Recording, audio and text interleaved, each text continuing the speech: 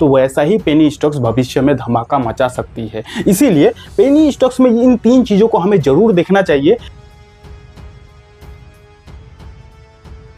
90% लोग penny stocks में अपने पैसे को डुबा देते हैं क्योंकि वो लोग दूसरे का टिप्स को फॉलो करते हैं, और सिर्फ 10% लोग ही पेनी स्टॉक से अमीर बन पाते हैं क्योंकि ये 10% जो लोग हैं ये लोग प्रॉपर सिस्टम को फॉलो करते हैं। तो आज की वीडियो में मैं आपको उसी सिस्टम को सिखाने वाला हूं कि आखिर एक अच्छा पेनी स्टॉक्स खोजने के लिए कौन से सिस्टम को फॉलो करना चाहिए। तो बहुत इंटरेस्टिंग वीडियो है, वीडियो को एंड तक जरूर देखिएगा। लेकिन उससे पहले आपको डिस्क्लेमर दूंगा कि ये वीडियो प्योरली एजुकेशनल पर्पस के लिए बनाया गया है। इस वीडियो में आपको कोई भी स्टॉक टिप, स्टॉक का नाम वगैरह नहीं बताने वाला, बल्कि प्रॉपर सिस्टम को सीखेंगे कि एक अच्छा पेनी स्टॉक्स को खोजने का क्या तरीका होता है, एक मल्टीबैगर स्टॉक को कैसे पकड़ सकते हैं पहले ही, उस तरीके को आज की वीडियो में डिटेल में सीखने वाले हैं। तो चलिए करते हैं वीडियो की शुरुआत। सबसे पहले पेनी स्टॉक से रिलेटेड कुछ बेसिक क्लियरिटी है, ये जानना आपके लिए काफी ज्यादा जरूरी है। तो यहां पे आप देख सकते हो पेनी स्टॉक का मतलब सस्ता स्टॉक नहीं होता है, बल्कि पेनी स्टॉक का मतलब होता है छोटी कंपनी, छोटा मार्केट कैप और हाई रिस्क वाला कंपनी। यानी कि अगर आपको ऐसा लगता है कि अगर किसी कंपनी का शेयर का प्राइस 1 रुपया है या फिर 2 रुपया है या फिर 3 रुपया है तो ये कंपनी पेनी स्टॉक हो गया, तो कहीं ना कहीं आप काफी ज्यादा गलत सोच रहे हो। क्योंकि पेनी स्टॉक का मतलब सस्ता स्टॉक नहीं होता है, बल्कि पेनी स्टॉक का मतलब छोटी कंपनी, यानी कि जो कंपनी का साइज छोटा है, छोटा मार्केट कैप यानी कि जो कंपनी का मार्केट कैप भी काफी कम है, और हाई रिस्क वाला कंपनी को ही पेनी स्टॉक बोला जाता है। समझ गए इतना बात? इसीलिए पेनी स्टॉक में प्राइस नहीं बल्कि बिजनेस को देखना चाहिए। तो जब भी आप पेनी स्टॉक को सर्च कर रहे हो, मल्टीबैगर पेनी स्टॉक्स को आप देख रहे हो, तो आपको उस कंपनी का प्राइस को नहीं देखना है कि 1 रुपया, 2 रुपया, 3 रुपया है। प्राइस कोई मैटर नहीं करता है, आपको उस कंपनी का बिजनेस को देखना चाहिए।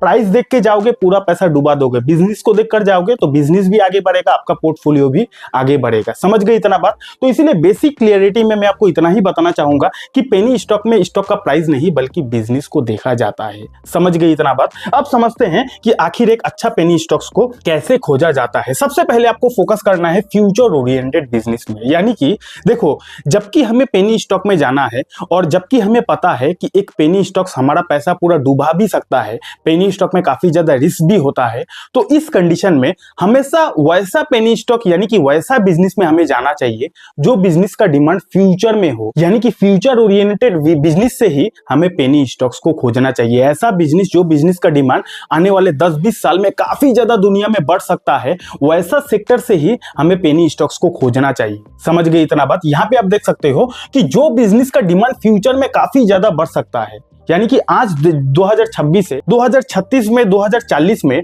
दुनिया में कौन सा बिजनेस का डिमांड काफी ज्यादा बढ़ जाएगा, तो उन बिजनेस से अगर हम लोग पेनी स्टॉक्स को सिलेक्शन करते हैं तो कहीं ना कहीं रिजल्ट काफी ज्यादा बेहतर हमें मिल सकता है। पॉइंट नंबर 1 पहला तो ये हो गया। दूसरी चीज क्या है कि जो बिजनेस को गवर्नमेंट खुद सपोर्ट करती है, यानी कि आपको थोड़ा सा दिमाग लगाकर देखना है कि आज के डेट में गवर्नमेंट, जो भी करंट गवर्नमेंट है, वो कौन से बिजनेस को सबसे ज्यादा सपोर्ट कर रही है। आपको कैसे पता चलेगा गवर्नमेंट कौन से बिजनेस को सपोर्ट कर रही है?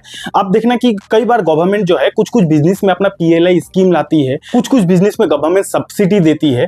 तो कहीं ना कहीं आपको दिमाग लगाकर देखना है कि ऐसा कौन सा बिजनेस आज के डेट पर है, कौन सा सेक्टर आज के डेट पर है जिस सेक्टर को सरकार खुद बढ़ावा देना चाहती है, जिस सेक्टर को सरकार खुद अनाउंसमेंट करती है कि आप लोग इन सारी सर्विसेज को, इन सारी प्रोडक्ट्स को यूज करो।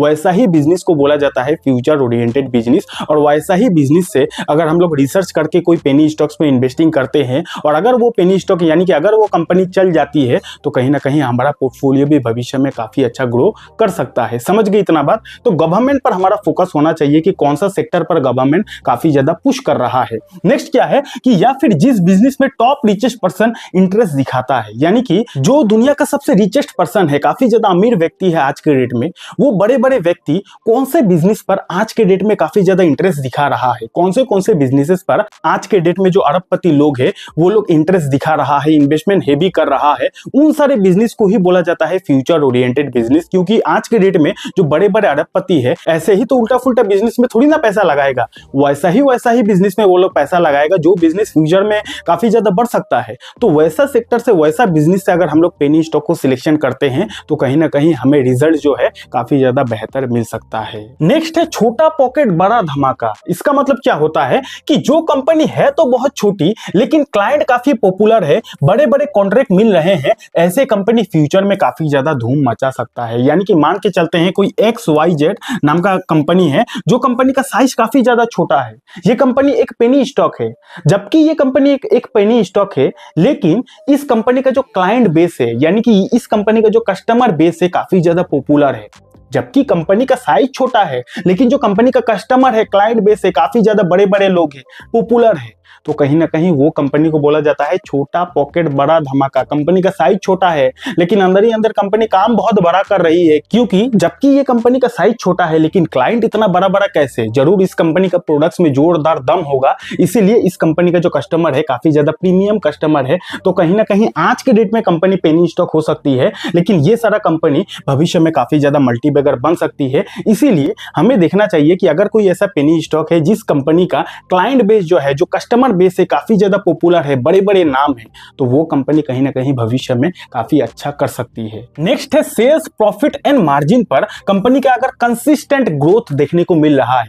नॉर्मली ऐसा देखा जाता है कि अगर किसी कंपनी का साइज काफी ज्यादा छोटा है ना, तो ये कंपनी का जो प्रॉफिट का ग्रोथ है, सेल्स का ग्रोथ है, मार्जिन का ग्रोथ है, उतना ज्यादा कंसिस्टेंट नहीं होता है। ज्यादातर छोटा कंपनी का क्या होता है कि 1-2 साल पैसा कमाती है, फिर अगले साल पैसा नहीं कमाती है, फिर अगले साल पैसा कमाएगी, फिर अगले साल पैसा नहीं कमाएगी। यानी कि छोटा कंपनी का जो ग्राफ है काफी ज्यादा अप डाउन होता है, कभी पैसा कमाती है, कभी पैसा नहीं कमाती है। लेकिन इसके ऑपोजिट में अगर हमें कोई ऐसा पेनी स्टॉक मिल जाता है जो कंपनी का जो सेल्स है, प्रॉफिट है, मार्जिन का ग्रोथ है, लगातार कंसिस्टेंसी के साथ ग्रोथ हो रहा है, यानी कि जो छोटी पेनी स्टॉक का जो सेल्स या फिर प्रॉफिट या फिर मार्जिन का जो ग्रोथ है लगातार तेजी से बढ़ रहा है, उसमें ज्यादा वोलेटिलिटी नहीं है, हर साल बढ़ते ही जा रहा है, तो वैसा ही पेनी स्टॉक्स भविष्य में धमाका मचा सकती है। इसीलिए पेनी स्टॉक्स में इन 3 चीजों को हमें जरूर देखना चाहिए। प्रॉफिट, सेल एंड मार्जिन का कंसिस्टेंसी अगर ग्रोथ है तो भैया ये तो सोने पे सुहागा वाला साइन है। नेक्स्ट है अगर वो कंपनी डेट फ्री कंपनी है, अगर उस कंपनी का जो प्रोमोटर है, उस प्रोमोटर के पास भी 50% से भैया ज्यादा होल्डिंग है, और अगर उस पेनी स्टॉक को बड़े बड़े प्लेयर्स भी अपना होल्डिंग जो है उसमें बढ़ाते ही जा रहा है, ये तीनों साइन अगर आपको मिलता है, यानी कि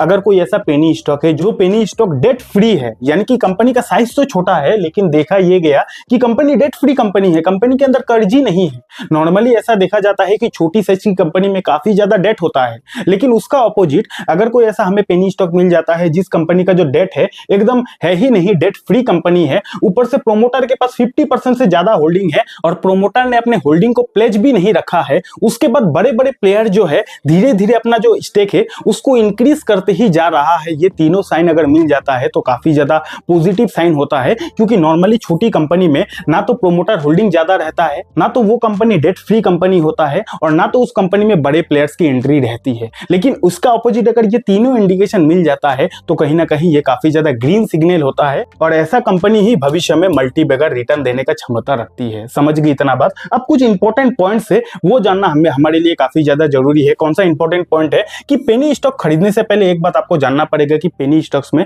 very very very high risk होता है, बहुत हाई रिस्क रहता है। इसीलिए पेनी स्टॉक्स में हमें उतना ही इन्वेस्टमेंट करना चाहिए, जितना पैसा डूब भी जाए तो हमें फर्क नहीं पड़ेगा, हमारे जीवन में कोई परिवर्तन नहीं आएगा, उतना ही पैसा पेनी स्टॉक्स में इन्वेस्टमेंट करना चाहिए, क्योंकि पेनी स्टॉक्स में पैसा डूबने का चांसेस जो होता है बहुत ज्यादा रहता है। उसके बाद क्या है कि टाइम टू टाइम एनालिसिस करना होता है, यानी कि मान के चलते हैं हमने एक XYZ नाम का बेस्ट पेनी स्टॉक्स में इन्वेस्टमेंट कर दिया, अब जबकि एक अच्छा पेनी स्टॉक्स में हमने इन्वेस्टमेंट कर दिया तो क्या भविष्य में हम लोग करोड़पति बन जाएंगे? तो इसका आंसर है भैया नो, इतना इजी नहीं होता है, क्योंकि एक पेनी स्टॉक, एक अच्छा पेनी स्टॉक में इन्वेस्टिंग करने के बाद हमें टाइम टू टाइम एनालिसिस करना होता है। क्योंकि छोटा कंपनी है, हो सकता है आज वो कंपनी अच्छा परफॉर्मेंस दे रही है, लेकिन 1 साल के बाद, 2 साल के बाद, 5 साल के बाद आज के जैसा सिचुएशन उस कंपनी में ना रहे, क्योंकि कंपनी का साइज तो छोटा है। इसीलिए टाइम टू टाइम एनालिसिस करना पड़ता है, नहीं तो हमारा पैसा डूब सकता है। चौथा क्या है, ऑपरेटर से हमें बचना चाहिए, क्योंकि छोटा कंपनी में मैनिपुलेशन काफी ज्यादा हो सकता है, इसीलिए ऑपरेटर भी हमारा पैसा पूरी तरीके से खा सकता है, इसलिए ऑपरेटर से हमें बचना चाहिए। मनी मैनेजमेंट हमें करना है, यानी कि पेनी स्टॉक्स स्टॉक्स में हमें उतना ही पैसा इन्वेस्टिंग करना चाहिए जितना पैसा अगर डूब भी जाए तो हमें उतना गम नहीं होगा, उतना ही पैसा इन्वेस्टिंग करना चाहिए। वैसे ये वीडियो प्योरली एजुकेशनल पर्पस के लिए बनाया गया था। शेयर बाजार में इन्वेस्टिंग करना, ट्रेडिंग करना रिस्की होता है, आपका पैसा डूबने का डर होता है। इन्वेस्टिंग ट्रेडिंग करें, अपने रिस्क पर करें। अगर आपको ये सीखना है कि लॉन्ग टर्म इन्वेस्टिंग के लिए अच्छे अच्छे स्टॉक्स को कैसे खोजा जाता है तो आप यहाँ पे क्लिक करके इस वीडियो को देख सकते हो। डीमेट अकाउंट नहीं है, डीमेट अकाउंट का लिंक आपको हमारे वीडियो के डिस्क्रिप्शन पर मिल जाएगा। बहुत बहुत धन्यवाद।